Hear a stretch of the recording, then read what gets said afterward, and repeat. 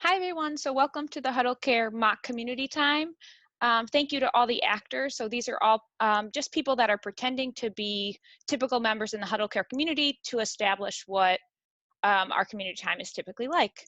So at this point, we're going to pretend that we're 6 weeks in. So we've already had 5 weeks of vulnerability mechanisms, which is the first half of the curriculum.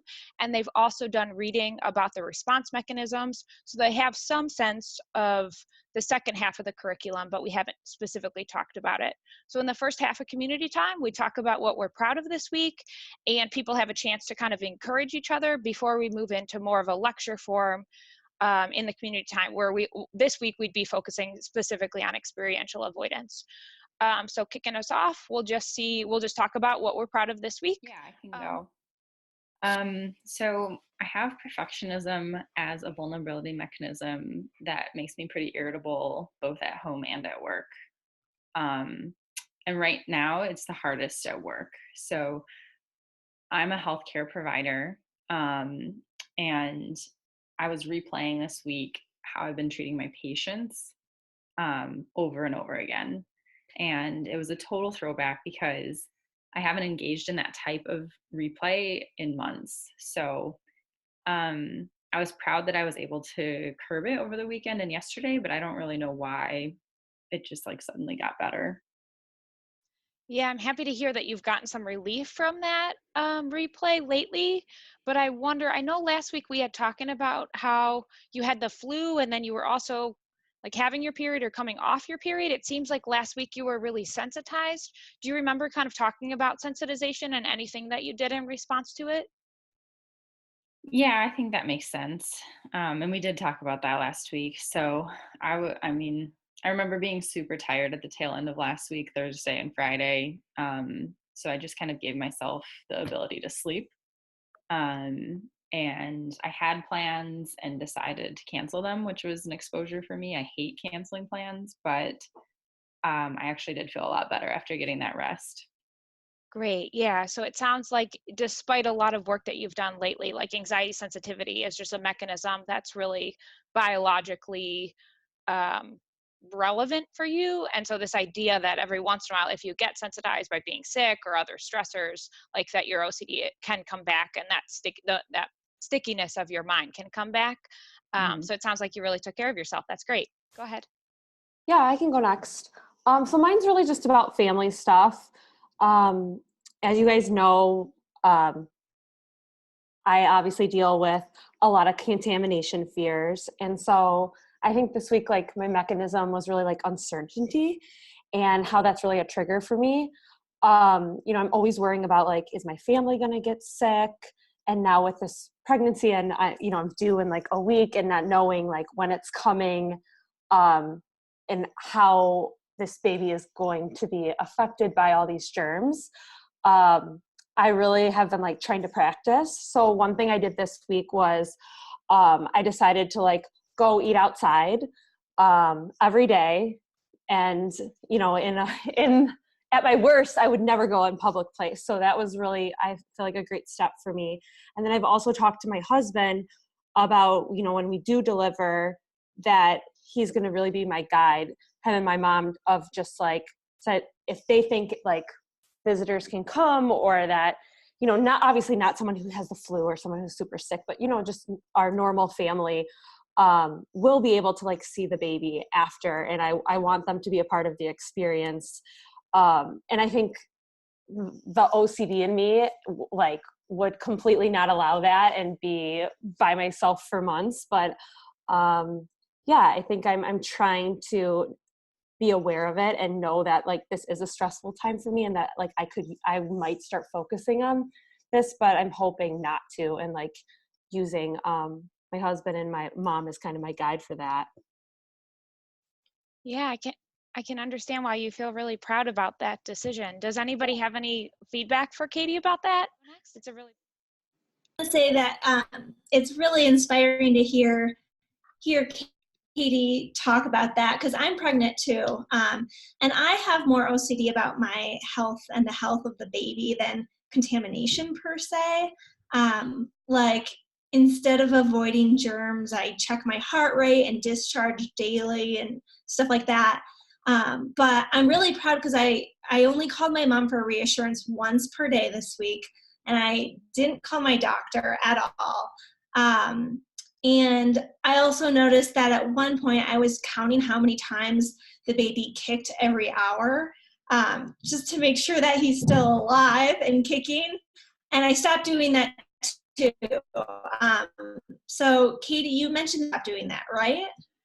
Yeah, I mean, my baby's very active, like to the point that I stopped worrying about it, but I'm so proud of you because I think that can be like, you can go down a very crazy road if you start counting and then it just becomes like so obsessive. So that's great to hear that you stopped. So you are feeling pretty willing right now. Is there anything off the top of your mind that would keep any of the exposures that we just discussed going? I do have a cut. And I have been kind of not using any Neosporin or any type of antibacterial stuff, so I could potentially do that, which would probably be the right decision. Yeah, that sounds great. I'm wondering if other people have willingness right now and have something equivalent that they could do here in front of the rest of the group. That would basically be in solidarity and exposure with Sarah. Okay, so Anna, do you want to go next about what you're proud of this week? Yeah, sure. I guess I've been seeing how my social anxiety, health anxiety, and panic are all patterns, and then it's all noise. So this week I had lunch with a classmate every day, and I would just let my heart race and let myself blush. And then I would wonder for a second if there was something wrong with my heart or if he or she noticed that I was anxious, but I tried to refocus my attention on the task and it usually went away. I think it will take some work for all this to generalize, but I feel better about one-on-one situations at this point. Yeah, and so in just speaking to it, generalizing, basically, I imagine that you have a sense that it's okay to surrender to the anxiety in a one-on-one situation, and that's what's helping it pass. Like as you get more and more task focus, then you're allowing the anxiety to pass, but it just feels scary to imagine doing that in all the other content areas. Yeah, that really fits that fear. Yeah. I'm glad to hear it. Yeah, I think a lot of people actually feel really nervous just showing up to begin with, whether it's because of social anxiety or shame that they have about their content. So I'm really glad that you're here in the first place. Are you willing to actually say more about what your content actually is as kind of an exposure? So it's still hard for me to say, but I'm willing to do it. It's herpes. So I fear getting herpes, and I fear giving other people herpes. I check my body all the time. I go to the health center for reassurance. I avoid dating. I mean, it's embarrassing. Yeah, so similar to what Eddie was just saying, or kind of implied that he's also feeling like kind of embarrassed about his content. Who else has felt like shame about their content before, or the fact that they experience anxiety and OCD? Can you guys just raise your hands? Okay, so most of the group.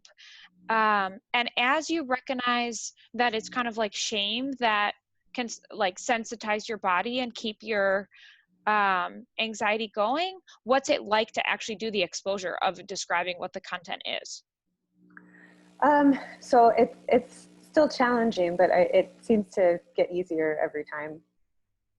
Yeah, absolutely. Basically, shame can give OCD power, and where we can't take away the feeling of shame, we can build resilience around shame by speaking about, like saying it out loud and not hiding it as a secret. Like shame makes us want to withdraw and hide in secret. So actually just coming to group and talking about it is a way to do an exposure and get through that feeling. So way to go. I couldn't come up with what I was proud of. I'm scared to be here too. Okay, so I know that we were kind of just talking about there's a number of people that just feel afraid just showing up here. I'm wondering how many other people in this group have been like the quietest person in a group before and felt scared to just show up to an activity? Yeah, so it looks like you fit in, Jack. Does coming to a smaller group this week feel like something you're willing to commit to? Yeah, I can do that. Okay, and can you say a little bit more about why you have willingness to do that, given that it is really hard and kind of demoralizing? Yeah, I mean, I want to get better.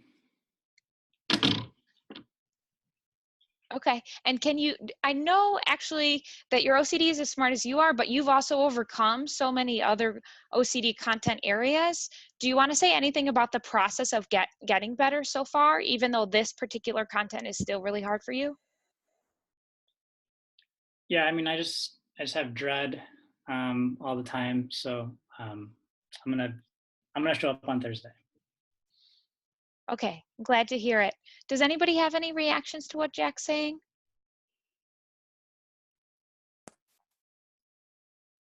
I mean, I guess I just want Jack to know that I'll be there on Thursday as well.